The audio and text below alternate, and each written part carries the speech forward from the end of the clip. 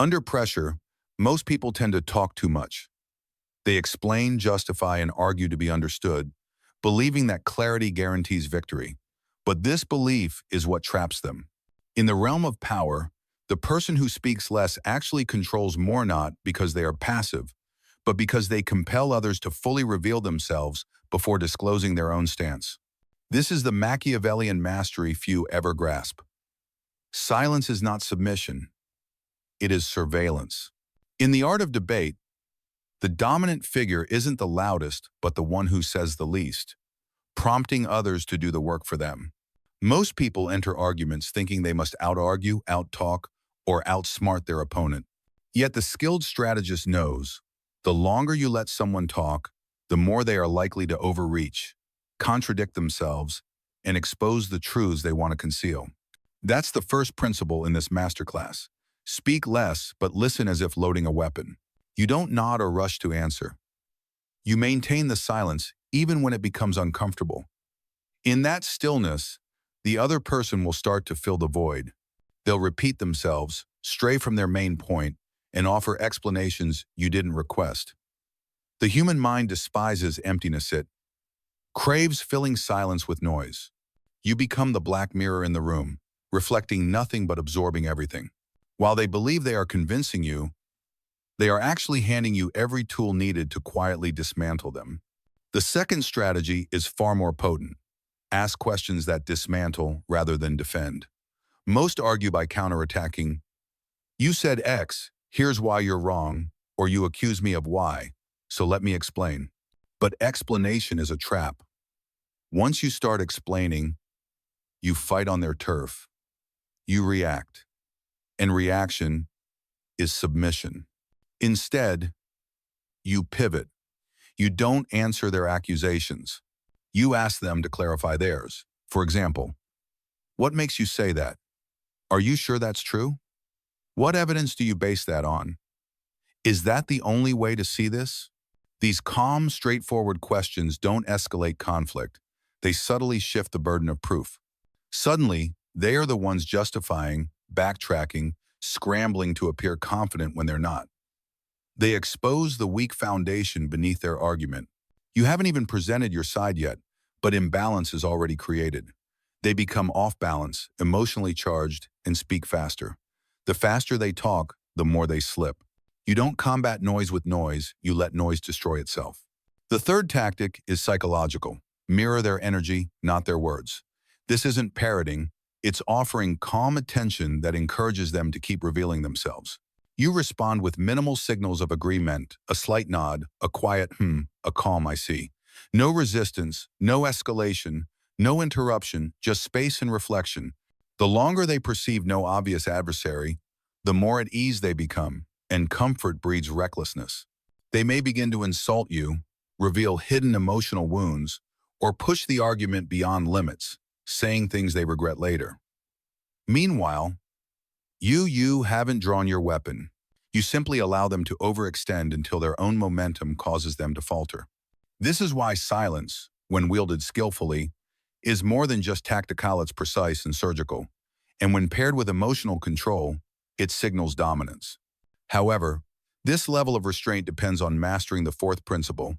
Detach your ego from the outcome.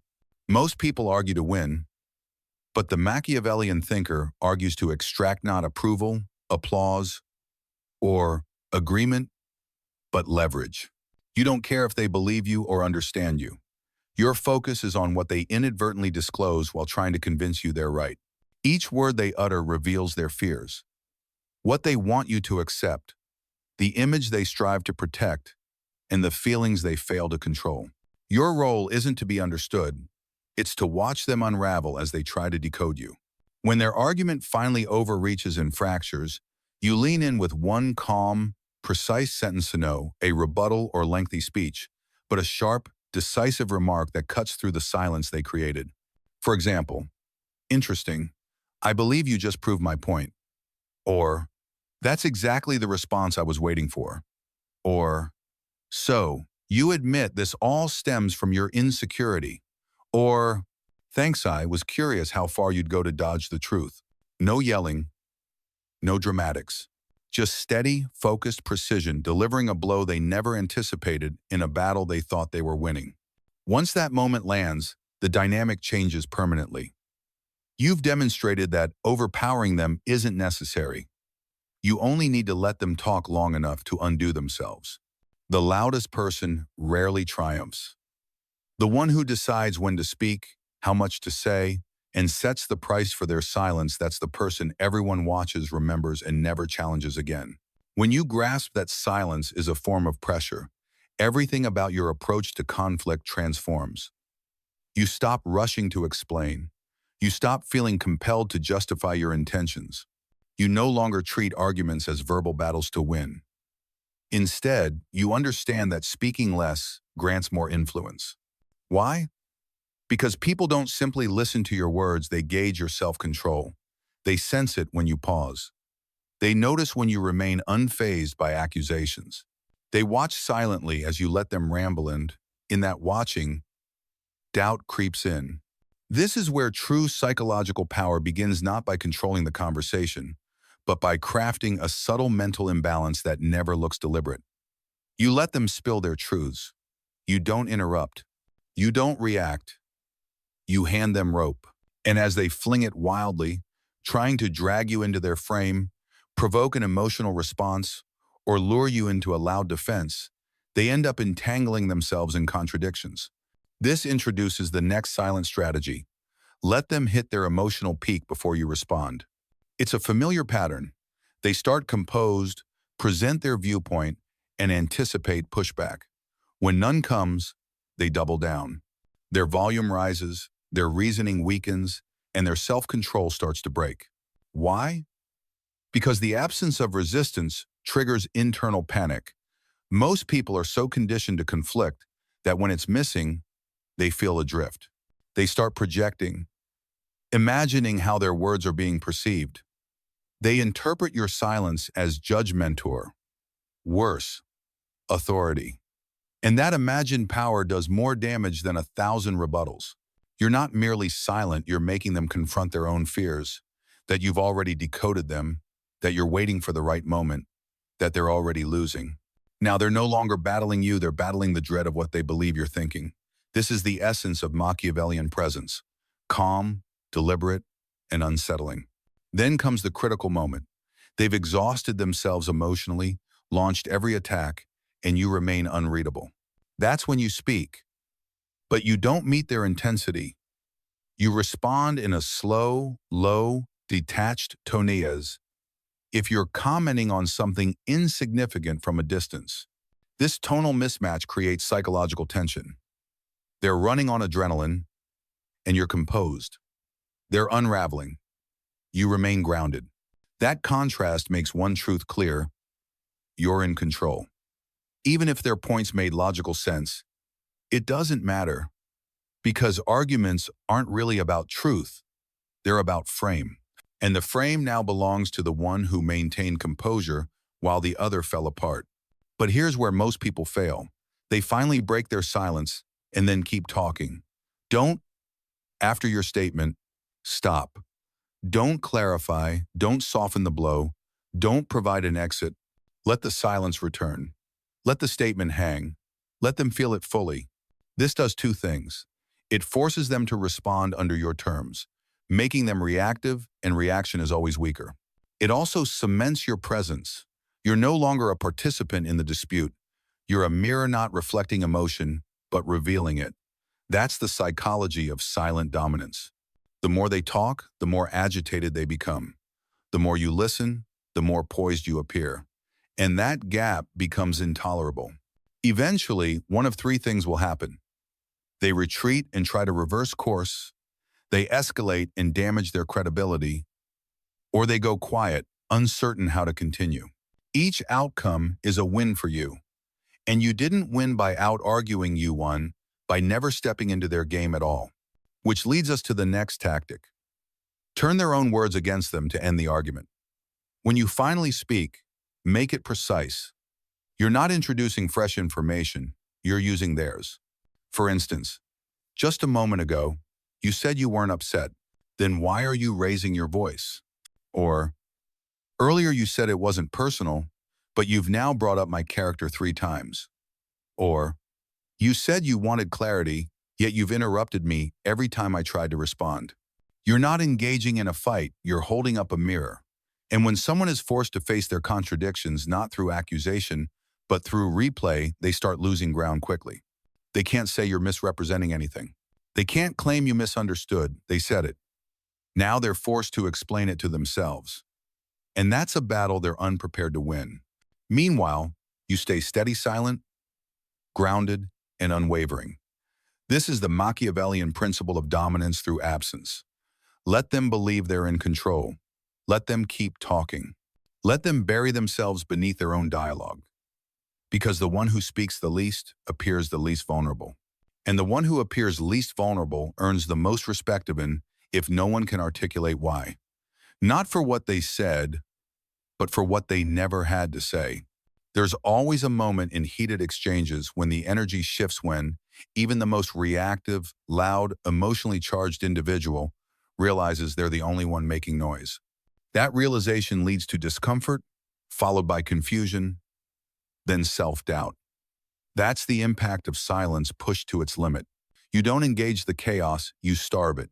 And when chaos is deprived of fuel, it consumes itself. This marks the third stage of Machiavellian mastery, the strategic exit. Up until now, your silence has been active, watchful, analytical, intentional, giving your opponent space to trip over their own footing. But when they start unraveling, you do what few can. You step back even more. You don't argue. You don't summarize. You simply conclude. Say something like, "You've said quite a bit. I think there's nothing more to add," or "Let's stop here," or "Seems like this isn't really about finding a solution." You don't raise the stakes. You don't try to appease. You end it cleanly with a tone that implies not anger, but detachment. And that's the deepest cut, not that you disagreed. Not that you insulted them, but that you deemed the conversation unworthy of further energy. This leaves a psychological bruise on anyone seeking control through conflict. They realize they didn't lose to confrontation, but to your lack of interest. Here's where the brilliance lies. They'll continue thinking about it long after you're gone. They'll replay what they said. They'll rewrite the conclusion in their mind. They'll obsess over the words they didn't say because you exited before they could finish their performance. That's when silence becomes haunting. You've left an empty space, and they will try to fill it in their thoughts, in later conversations, and in how they interact with you going forward. This goes beyond argument tactics. This is behavioral conditioning. Without saying a word, you've trained them to understand that escalation results in losing access not to your affection or approval, but to your attention. And attention, when rationed, becomes a powerful form of control. Now, let's shift perspective. Sometimes your opponent isn't explosive or overtly aggressive. Sometimes they're subtle, passive-aggressive, dismissive, hiding power plays behind humor or offhand remarks. An untrained person will take the bait. They'll defend, explain, and try to reclaim respect. But the Machiavellian strategist does something far more disruptive. They freeze the moment. You calmly repeat what was said out loud and in front of others. For example, did you just say, "I only got here because of luck"? Or, "That was a joke, really"? Or, "Interesting. That's the second time you've mentioned that." You're not retaliating, you're spotlighting. And the spotlight stings because passive aggression thrives on vagueness. It collapses under clarity. You haven't accused or defended, you've simply trapped them in their own words. Now, they must explain, backtrack, or reframe while everyone's watching. This is how silence becomes surgical in social settings. You remain composed, but you've made it risky for anyone to throw subtle attacks your way. What follows is predictable. They back off, they start measuring their words, and they adjust their tone in future exchanges. Not because you scared them, but because they've learned you don't react, you analyze.